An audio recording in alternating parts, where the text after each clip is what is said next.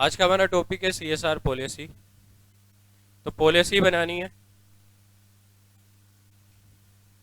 अब देखो सिंपल सा टॉपिक है। सीएसआर करने के लिए हमने क्या बनाई थी, सीएसआर कमेटी। और कमेटी का पहला ही काम क्या था, सीएसआर पॉलिसी को फॉर्मुलेट करना। अब वो कह रहे हैं सीएसआर पॉलिसी क्या है और क्या चीजें उसमें लिखी होंगी, वो चीजें आपको पढ़नी है। तो पहला लिखा है CSR policy relate to the activities to be undertaken by the company as specified in schedule 7 to the act and expenditure there. CSR policy किस चीज से रिलेटेड होगी, सीएसआर पॉलिसी में वो एक्टिविटीज लिखी होंगी जो कंपनी कर सकती है, किसके लिए, सीएसआर के पर्पज से। और ये एक्टिविटी वो है जो शेड्यूल 7 में डिफाइन है। And the expenditure thereon, और किस तरह से खर्चा करना है ये भी किस में लिखा होगा, सीएसआर पॉलिसी में लिखा होगा। इन एक्टिविटीज में आप उन एक्टिविटीज को शामिल नहीं कर सकते जो normal course of business of company है, जो कंपनी डेली रूटीन में काम करती आ रही है। वो एक्टिविटीज क्या नहीं कहलाएंगी, सीएसआर एक्टिविटीज नहीं कहलाएंगी। वो एक्टिविटीज जो नॉर्मली आप करते आए हो। तो सीएसआर पॉलिसी में किस चीज के बारे में लिखा होगा, सबसे पहली चीज वो एक्टिविटीज लिखी होंगी जो कंपनी कर सकती है सीएसआर के पर्पज से। दूसरा, एक्सपेंडिचर कितना कर सकते हो उन एक्टिविटीज पे वो। तीसरा, ऑर्डिनरी कोर्स ऑफ बिजनेस या नॉर्मल कोर्स ऑफ बिजनेस वाली एक्टिविटीज उसमें शामिल नहीं है। अब एक अमेंडमेंट ऐड करी गई थी, किस वजह से, कोविड की वजह से, कि वो कंपनियां जो वैक्सीन की खोज में लगी हैं, वैक्सीन की रिसर्च में लगी हैं, उनका देखो डेली रूटीन का काम भी क्या है, वैक्सीन बनाना ही है। लेकिन ये वैक्सीन जो अभी फिलहाल बना रहे हैं ये नॉर्मल कोर्स ऑफ बिजनेस से बाहर है, क्योंकि ये गवर्नमेंट के कहने से किया जा रहा है। तो ये सारा एक्सपेंडिचर भी किसका पार्ट माना जाएगा, सीएसआर का ही माना जाएगा। तो सीएसआर पॉलिसी में आप शामिल कर सकते हो अगर आपकी कंपनी ड्रग, वैक्सीन इनकी खोज में लगी है, रिसर्च में लगी है, चाहे वो आपका ऑर्डिनरी कोर्स ऑफ बिजनेस भी क्यों ना है, तो भी क्या कहलाएगा, सीएसआर एक्टिविटी ही कहलाएगा। Provided that any company engage in research development activity of new vaccine, drug, medical devices in normal course of business may undertake research and development activities of new vaccine, drug or medical devices related to COVID-19 for the financial year 2021, 21, 22 and 22, 23 subject to the condition that। अब provided that वो कंपनियां जो नए नए drugs की खोज में लगी हैं, लेकिन स्पेशली जो कोविड-19 की खोज में लगी हैं, रिसर्च में लगी हैं, उनके आने वाले 3 साल की जितनी भी एक्टिविटीज हैं, आने वाले साल की 3 साल की जितनी भी एक्टिविटीज इस खोज से रिलेटेड है, वो सारी किसका पार्ट मानी जाएंगी, सीएसआर का। Such research development activities shall be carried out in collaboration with any of the institute organisation mention in item number 9 of schedule 7 of the act, and detail of such activity shall be disclosed separately in annual report on CSR included in board report। तो ये amendment से आया है कि वो कंपनियां जो ऊपर जो ऑर्गेनाइजेशन है, जैसे ज्यादातर सबसे ज्यादा जो ऑर्गेनाइजेशन का नाम कोविड के टाइम पर आया था वो था आईसीएमआर। ये मेडिकल की जो एसोसिएशन थी आईसीएमआर सबसे ज्यादा, या सीएसआईआर, इनका नाम सबसे ज्यादा सुनने में आया था, क्योंकि यही मेडिकल साइंस और बाकी चीजों से रिलेटेड थी। और इन्हीं के साथ मिलके बहुत सारी कंपनियां, चाहे वो बायोटेक है, चाहे वो भारत, जो भी ये 3-4 कंपनियां हैं जिनका नाम बहुत सुनने में आया था किस टाइम पे, कोविड के टाइम पे।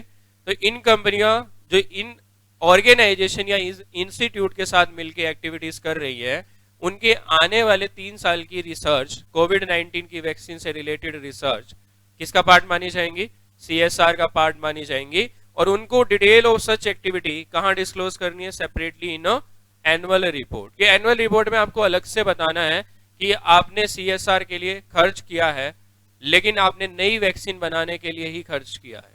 कि नई वैक्सीन की खोज में जितना खर्च आपने उठाया है वो सारा क्या क्वालिफाई करेगा, सीएसआर के लिए क्वालिफाई करेगा।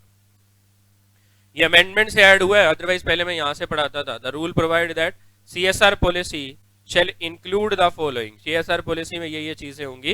A list of CSR project or program which a company plan to undertake, area or subject specified in schedule 7, specifying modalities of the execution of such program, project and implementation schedule for the same। Otherwise CSR policy में सिर्फ इतना ही लिखा जाता था, क्या, कौन से plan, कौन सा एरिया, कौन सा सब्जेक्ट जिसपे कंपनी क्या करने वाली है, सीएसआर एक्टिविटी करने वाली है, सीएसआर एक्सपेंडिचर करने वाली है। वो शेड्यूल 7 की एज इट इज आपने अडॉप्ट की है, या मोडेलिटीज मतलब कुछ चेंजेस करके आपने उनका एग्जीक्यूशन स्टार्ट किया है। सेकंड, सीएसआर पॉलिसी में मॉनिटरिंग प्रोसेस लिखी होगी कि किसी भी प्रोजेक्ट और प्रोग्राम को मॉनिटर कैसे किया जाएगा, कि जो प्रोजेक्ट चल रहा है उस प्रोजेक्ट पे भी तो नजर रखनी है ना कि वो प्रोजेक्ट सही से चल रहा है या नहीं चल रहा है, वो जो प्रोसेस सीएसआर पॉलिसी में लिखी थी उसके अकॉर्डिंग चल रहा है या कुछ अलग तरीके से चल रहा है, तो इसके ऊपर मॉनिटर करना, और मॉनिटर की जो प्रोसेस है वो भी कहाँ लिखी जाएगी, सीएसआर पॉलिसी। तो सीएसआर पॉलिसी में मेनली दो चीजें आती हैं, पहला लिस्ट आती है किसकी, सीएसआर प्रोजेक्ट और प्रोग्राम्स की, दूसरा मॉनिटर प्रोसेस। तो पहला लिस्ट ऑफ सीएसआर प्रोजेक्ट और प्रोग्राम्स, दूसरा मॉनिटरिंग प्रोसेस, बाकी का तो आप खुद ही पढ़ लोगे। तो हेडिंग मैंने आपको दे दी कि पहला लिस्ट ऑफ सीएसआर प्रोजेक्ट और प्रोग्राम, दूसरा मॉनिटरिंग प्रोसेस। अब बोर्ड इंश्योर करेगा कि एक्टिविटीज जो कंपनी कर रही है वो वही एक्टिविटीज हैं जो कंपनी की सीएसआर पॉलिसी में लिखी हैं, और लिखने के अलावा वो शेड्यूल 7 से भी रिलेटेड होनी चाहिए। ऐसा ना हो कि कंपनी ने कोई ऐसी एक्टिविटी लिख दी जो शेड्यूल 7 का पार्ट ही नहीं है, तो फिर वो सीएसआर के लिए क्वालिफाई भी नहीं कर पाते हैं। तो board shall ensure that activity included by company in CSR policy are related to area or subject specified in Schedule 7 of the Act. CSR policy of a company shall specify that surplus arising out of CSR project or program or activity shall not form part of the business profit of the company. वो कह रहे कि अगर company को कोई surplus मिला है, कोई बेनिफिट मिला है सीएसआर प्रोजेक्ट की वजह से, तो वो कंपनी के नेट प्रॉफिट का पार्ट नहीं है। कंपनी को अगर कोई बेनिफिट हुआ है सीएसआर प्रोजेक्ट की वजह से, मान लो कंपनी सीएसआर प्रोजेक्ट कर रही थी, इस वजह से कंपनी को एक टेंडर मिल गया, कुछ भी मिल गया और उसी फील्ड से रिलेटेड, उसी चीजों से रिलेटेड मिला है, तो कह रहे कि वो उससे जो प्रॉफिट अराइज होगा वो आपका ऑर्डिनरी प्रॉफिट का पार्ट नहीं है, क्योंकि ये जो सरप्लस अराइज हुआ है किस वजह से हुआ है, सीएसआर एक्टिविटी या प्रोजेक्ट की वजह से हुआ है। The board, after taking into account the recommendation made by the CSR committee, approve the CSR policy for the company and disclose the content of such policy in its report and also place it on the company website. अब वो कह रहे कि देखो formulate किसने की CSR policy, CSR committee ने, लेकिन अप्रूवल के लिए किसके पास भेजा है, बोर्ड ऑफ डायरेक्टर के पास। तो बोर्ड ऑफ डायरेक्टर क्या करेंगे, टेक इन टू अकाउंट, उन रिकमेंडेशंस को ध्यान में रखते हुए अप्रूव करेंगे सीएसआर पॉलिसी को, पहला अप्रूव, दूसरा डिस्क्लोज करेंगे content of CSR policy in its report, its report मतलब board report, third also place it on the company website. तो पहला क्या करेंगे, अप्रूव, दूसरा डिस्क्लोज, तीसरा place it on company website. The board of every company ensure that activity as are included in CSR policy of a company are undertaken by the company. तो board को ensure करना है कि policy वो लिखी हो जो कंपनी कर सके, ऐसा ना हो कि पॉलिसी में आपने एक्टिविटी ऐसे लिख दी जो कंपनी कर ही नहीं सकती है। तो ये बोर्ड को इंश्योर करना है कि एक्टिविटी जो लिखी है और कंपनी उन्हीं एक्टिविटीज को करे और उन्हीं एक्टिविटीज पे खर्च करे जो आपकी सीएसआर पॉलिसी में मेंशन है, क्योंकि सीएसआर पॉलिसी किसको डिस्क्लोज है, सबको डिस्क्लोज की गई है ना। डिस्क्लोज कंपनी की बोर्ड रिपोर्ट का पार्ट बन गई, तो बोर्ड रिपोर्ट सारे शेयर होल्डर्स को जाएगी। बोर्ड रिपोर्ट आपकी अगर कंपनी लिस्टेड है तो स्टॉक एक्सचेंज के पास भी जाएगी, तो सबको दिखेगी ना कि आप सीएसआर पे किस एक्टिविटी पे खर्च कर रहे हो।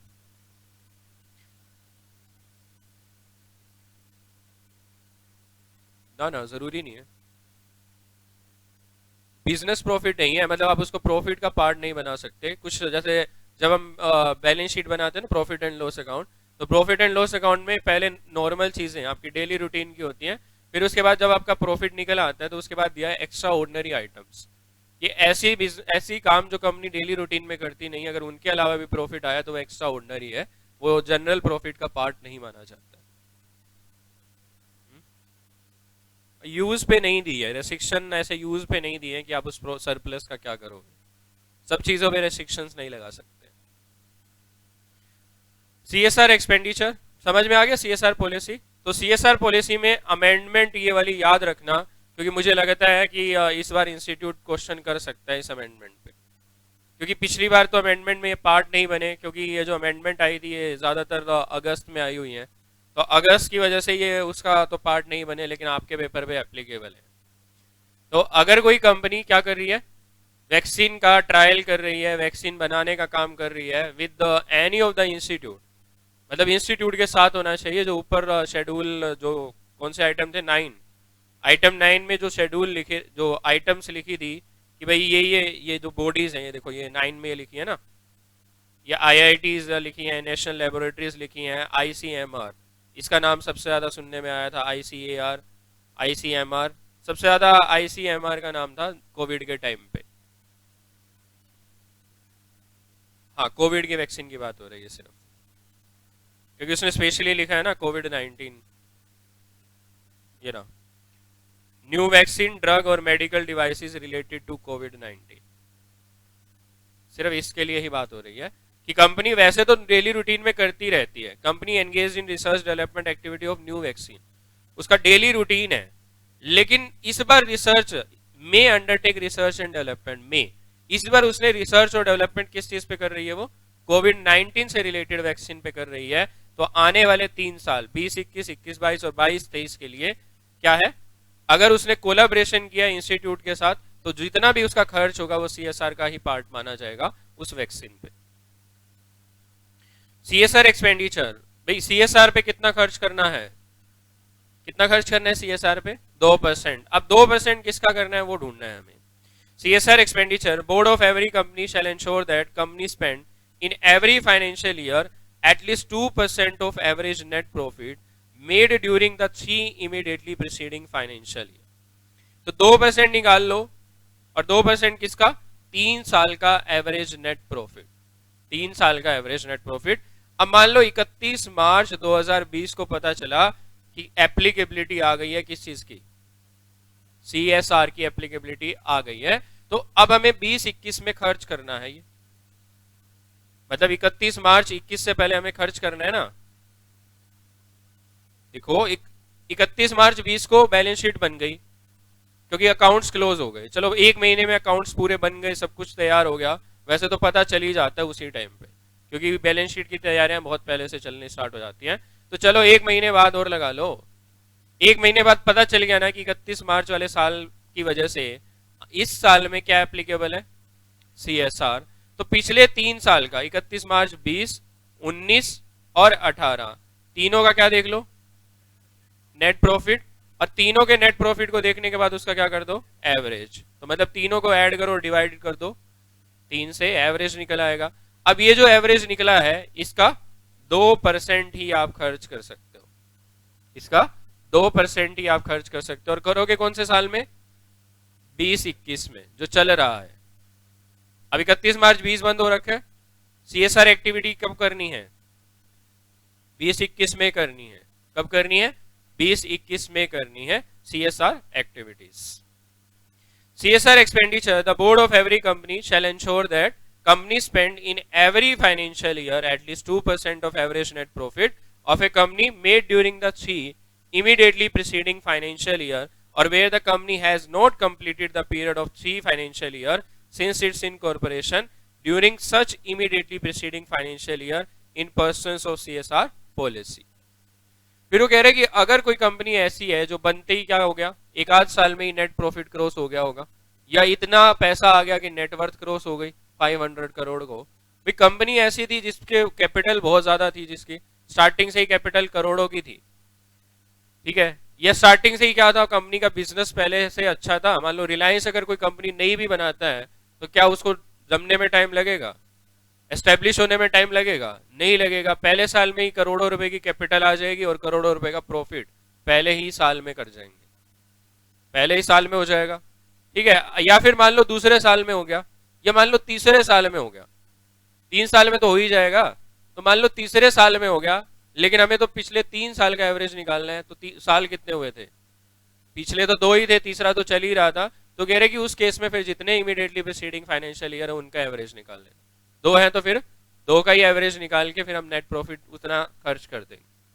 जैसे जियो की बात करो, 3 साल में करोड़ों रुपए का बेनिफिट हो गया, मतलब पहले साल में लॉस क्योंकि फ्री में डाटा दिया, दूसरे साल में भी लॉस क्योंकि फ्री में डाटा दिया, तीसरे साल में क्या स्टार्ट कर दिया था, चार्जेस स्टार्ट कर दिए, कौन से, पहले मेंबरशिप चार्जेस 99 रुपीज और फिर 399 के रिचार्ज, यही किया ना। तो पहले साल में उन्होंने फ्री में बांटा, दूसरे साल में उनकी कंप्लेंट हो गई जो ये IRDA ये ट्राई में, टेलीकॉम रेगुलेटरी अथॉरिटी। इसके बाद उनका केस हो गया, केस होने के बाद उन्होंने 3 महीने का सिर्फ बेनिफिट दिया था, न्यू ईयर गिफ्ट दिया था।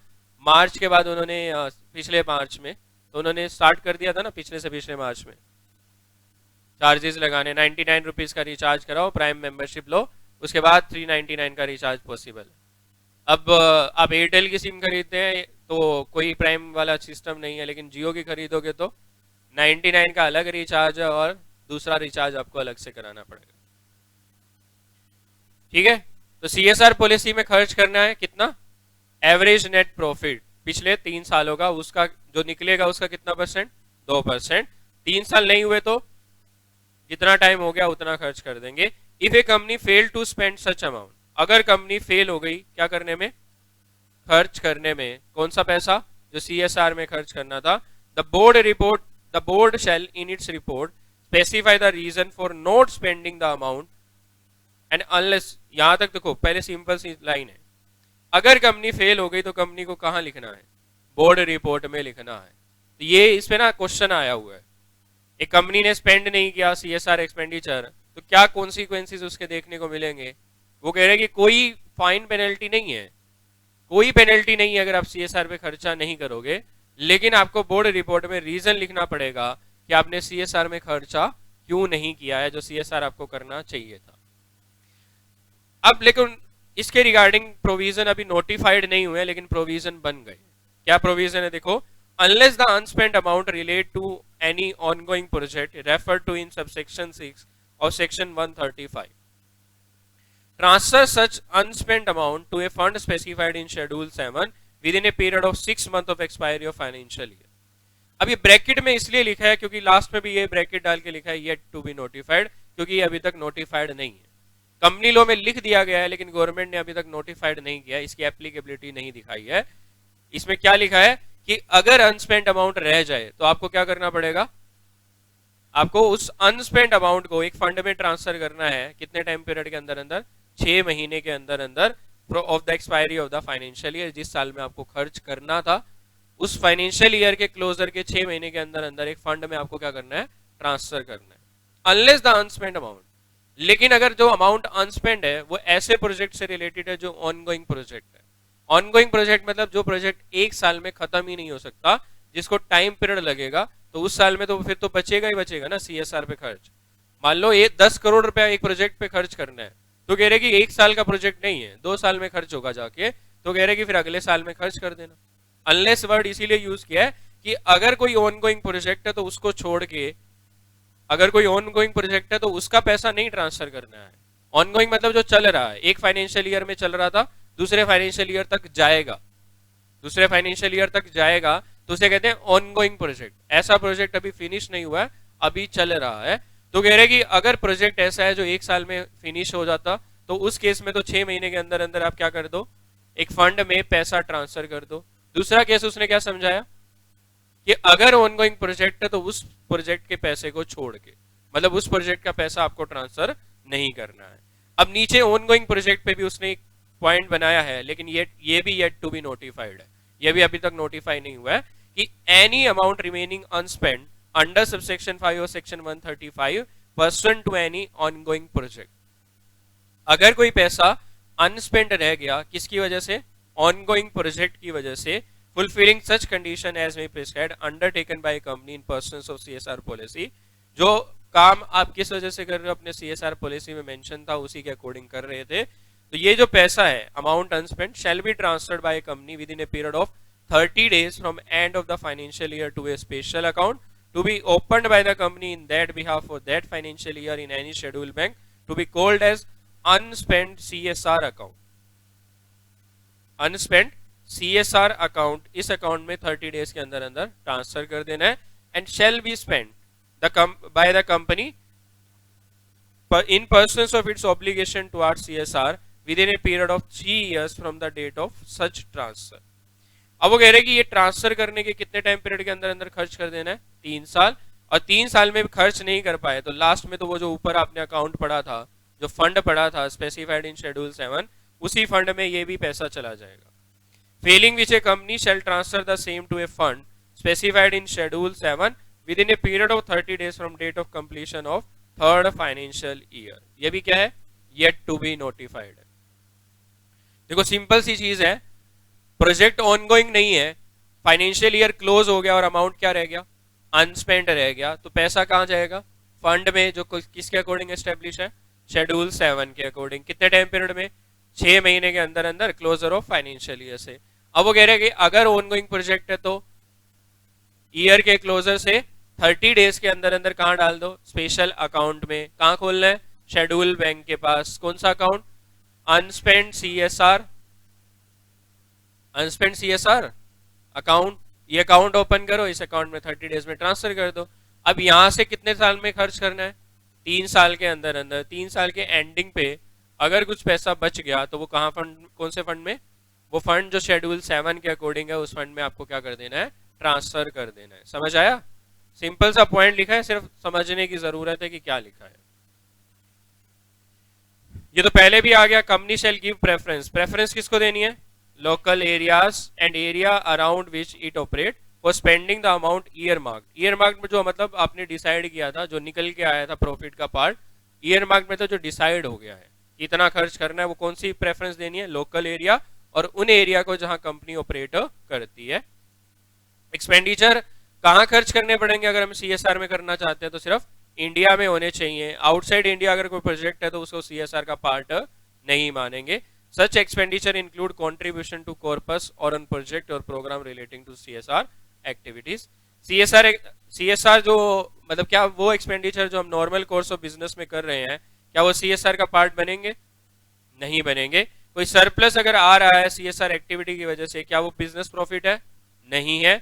एक्सपेंडिचर अगर किसी फॉरेन होल्डिंग कंपनी ने किए हैं इंडिया में, अब ये पॉइंट इंपॉर्टेंट है, अगर किसी फॉरेन होल्डिंग कंपनी ने एक्सपेंडिचर किए हैं सीएसआर एक्टिविटीज के लिए इन इंडिया में, will qualify as a CSR spend of Indian subsidiary if CSR expenditure are routed through Indian subsidiary और Indian subsidiary is required to do so as per section 135। अब वो कह रहे हैं कि एक्सपेंडिचर अगर फॉरेन होल्डिंग कंपनी ने किए हैं किस चीज के रिगार्डिंग, सीएसआर एक्टिविटीज के रिगार्डिंग, हालांकि उस पर एप्लीकेबिलिटी नहीं है। एप्लीकेबिलिटी किस पे है, सब्सिडरी पे है। एप्लीकेबिलिटी सब्सिडरी पे है। खर्च किसने किया, होल्डिंग कंपनी ने। कहां पे खर्च किया, इंडिया में किया, तो क्या माना जाएगा, जैसे सब्सिडरी ने ही खर्च किया हो। अगर सीएसआर एक्सपेंडिचर किसके थ्रू हुए, इंडियन सब्सिडरी के थ्रू हुए, पैसा किसका, फॉरेन होल्डिंग कंपनी का, खर्च किसके थ्रू हुआ, इंडियन सब्सिडरी के थ्रू हुआ, तो ये किसका पार्ट माना जाएगा, सीएसआर का। किसकी सीएसआर, सब्सिडरी की सीएसआर का पार्ट माना जाएगा। तो एक्सपेंडिचर अगर किए हैं फॉरेन होल्डिंग कंपनी ने सीएसआर एक्टिविटीज को ध्यान में रख के इंडिया में, ये क्वालिफाई करेंगे जैसे सीएसआर स्पेंड किया हो किसने, इंडियन सब्सिडरी ने। लेकिन कब, जब पैसा किसके थ्रू खर्च हुआ हो, इंडियन सब्सिडरी के थ्रू, और इंडियन सब्सिडरी को रिक्वायर्ड था क्या करना, सीएसआर करना, मतलब उस पर एप्लीकेबिलिटी थी और उसी के थ्रू खर्च हुआ है। तो चाहे पैसा किसका हो, होल्डिंग कंपनी का हो, है तो आपकी ही होल्डिंग कंपनी, तो क्या क्वालिफाई कर जाएंगे, सीएसआर के लिए। तो पहला पॉइंट क्या था, कितना खर्च करना है, 2% ऑफ एवरेज नेट प्रॉफिट, कितने साल का, 3 साल का। और ये ध्यान रखना है भाई, 31 मार्च 20 को लिमिट क्रॉस की है, तो 20-21 है हमारे पास खर्च करने के लिए। 31 मार्च 20 को अगर लिमिट क्रॉस हुई है तो आने वाला साल है जिसमें खर्च करने हैं, पिछले साल की बात नहीं करेंगे। 31 मार्च 20 को मैंने देखा कि मेरी कंपनी का नेट प्रॉफिट 5 करोड़ को क्रॉस कर गया, तो 5 करोड़ को क्रॉस कर गया तो क्या, किस चीज की एप्लीकेबिलिटी आई, सीएसआर की। जो साल बीत गया उस पे आई, जो साल आने वाला है उस पे आने वाला है। तो खर्च किस में करना है, आने वाले साल में खर्च करना है। फेल हो गए तो क्या लिखना पड़ेगा, अगर फेल्स हुए तो बोर्ड रिपोर्ट में रीजन मेंशन करना है, और जो येट टू बी नोटिफाइड है उसको भी याद रखना है, क्योंकि हो सकता है आपसे पूछ लिया जाए कि अगर नहीं खर्च कर पाए तो क्या करना है, शेड्यूल 7 के अकॉर्डिंग जो फंड एस्टेब्लिश है उसके अंदर ट्रांसफर कर दो, कितने टाइम पीरियड में, 6 महीने के अंदर अंदर। फिर कह रहे कि अगर अमाउंट अनस्पेंड रह गया और ऑनगोइंग प्रोजेक्ट था तो फिर 30 डेज में स्पेशल अकाउंट में, जिसका नाम क्या है, अनस्पेंड सीएसआर अकाउंट, और यहां से कितने साल मिलेंगे आपको, 3 साल। 3 साल के एंड पे कुछ पैसा बचा तो उसी फंड में चला जाएगा, कितने दिन में, 30 डेज में। प्रेफरेंस किसको देनी है? Local area. सीएसआर एक्सपेंडिचर कब माना जाएगा? जब इंडिया में ही खर्च किया हो। Normal course of business CSR नहीं है, कोई सरप्लस बिजनेस प्रॉफिट नहीं माना जाएगा। अगर फॉरेन होल्डिंग कंपनी ने खर्च किया तो सब्सिडरी का सीएसआर माना जाएगा, अगर सीएसआर किसके थ्रू आओ? सब्सिडरी के ही थ्रू आओ और इंडिया में हुआ हो। अब वो कह रहे कि नेट प्रॉफिट काउंट कैसे करोगे, नेट प्रॉफिट कैसे काउंट करोगे, इसके रिगार्डिंग है, ये अगली क्लास में करेंगे। नीचे वाले पे आओ, सिंपल सा दिया है डिस्क्लोजर रिक्वायरमेंट। अब वो कह रहे कि बोर्ड रिपोर्ट में क्या क्या बातें डिस्क्लोज करनी है, बोर्ड रिपोर्ट में क्या क्या बातें डिस्क्लोज करनी है। अब मैंडेटरी है ना, जिस कंपनी के ऊपर सीएसआर की एप्लीकेबिलिटी उसको मैंडेटरी है, क्या करना पड़ेगा? बोर्ड रिपोर्ट में सीएसआर का रिपोर्ट, सीएसआर की पॉलिसी अटैच करनी पड़ेगी। Mandatory for companies to disclose in board report an annual report on CSR. CSR के ऊपर एक एनुअल रिपोर्ट बनानी है और उस एनुअल रिपोर्ट को किसका पार्ट बनाना है? बोर्ड रिपोर्ट का पार्ट बनाना है। The report of board of director attached to the financial statement of a company would also need to include an annual report on CSR activity of a company in a format prescribed containing following particulars। तो CSR का report का format आपको अगले page पे दिया गया है, ये नेक्स्टर 1 है, ये फॉर्मेट दिया गया है कि किस तरह का फॉर्मेट आपको इंक्लूड करना है, ये बोर्ड रिपोर्ट के साथ आपको अटैच करना है। इस फॉर्मेट के साथ साथ वो कह रहे हैं कि कौन कौन सी बातें आपको मेंशन करनी है। अब बातें यहां जो लिखी है और वहां जो लिखी है बिल्कुल सेम है, क्योंकि ये क्या बता रहा है? डिस्क्लोज, ये पर्टिकुलर्स बता रहा है कि क्या कौन कौन से पर्टिकुलर किसका पार्ट बनेंगे? एनुअल रिपोर्ट का पार्ट बनेंगे। अगले ही पेज पे उसने क्या दिखा दिया आपको? रिपोर्ट भी दिखा दी कि ये रिपोर्ट है, तो रिपोर्ट भी बनानी सीखनी है और कंटेंट साथ में याद ही हो जाएंगे। तो पहला कह रहा है brief outline of CSR policy, CSR policy के बारे में details, including overview of the project और program propose to be undertaken and a reference to the web link of CSR policy and project और program। तो CSR policy की थोड़ी सी detail देनी है, ब्रीफ आउटलाइन, और इंक्लूडिंग थोड़ा सा ओवरव्यू भी देना है किसका? वो प्रोजेक्ट और प्रोग्राम्स जो कंपनी जिन पे खर्च करने वाली है या जिन पे खर्च कर रही है। Reference to the web link, क्योंकि कहाँ मेंटेन करनी थी CSR पॉलिसी? वेबसाइट पे भी मेंटेन करनी थी, तो वेबसाइट का आपको क्या देना पड़ेगा? वेब लिंक देना पड़ेगा, web link to the CSR policy, project and programmes. दूसरा क्या कह रहे हैं? कंपोजिशन। कंपोजिशन मतलब कितने बोर्ड ऑफ डायरेक्टर को मिला के सीएसआर कमेटी बनाई गई है, तो उनका कंपोजिशन। तो कंपोजिशन ऑफ सीएसआर कमेटी। फिर वो कह रहे हैं एवरेज नेट प्रॉफिट बताओ कितने सालों का? 3 फाइनेंशियल ईयर का कैलकुलेट करके कि कौन से सीएसआर एक्सपेंडिचर आपने करे हैं। Detail of CSR spend during the financial year, और अगर कंपनी फेल टू स्पेंड हुई है तो फिर reason for not spending the amount in board report.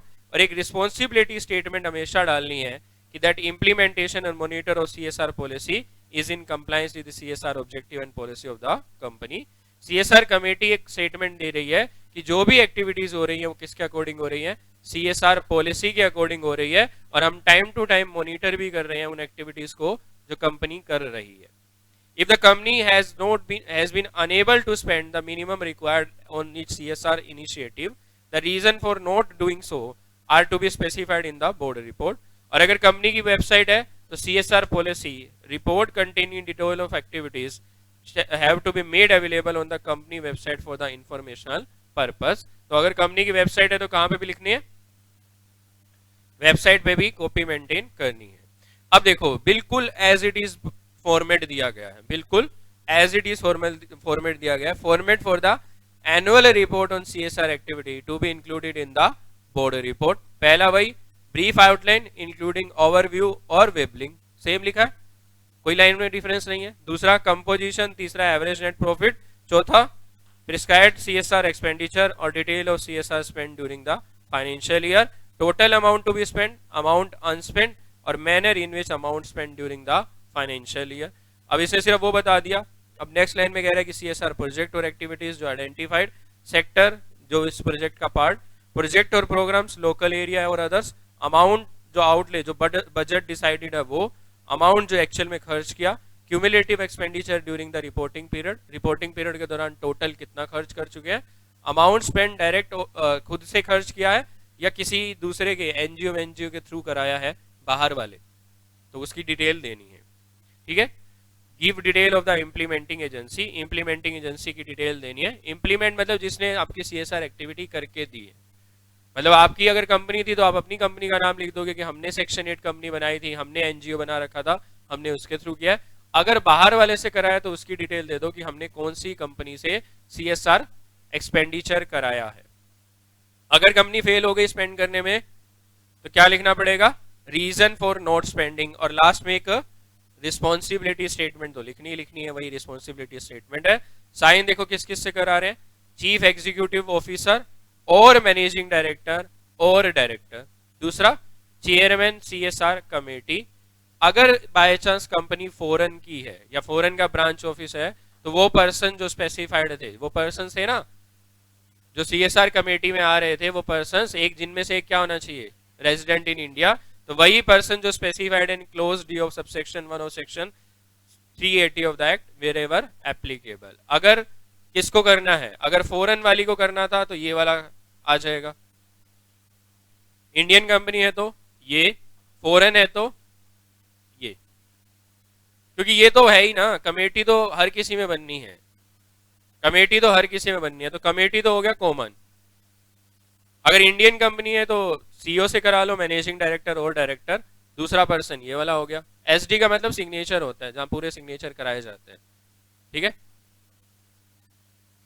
ये जो आपको फॉर्मेट है ये 2 बार बनाकर आना है, ये जो फॉर्मेट कराया है ये आपको 2 बार बनाकर आना है अपनी नोटबुक में, और कल कंफर्म होगा, कल तो आज तो है, टेबल पूरी टेबल साथ में लिखकर भी आनी है चीजें।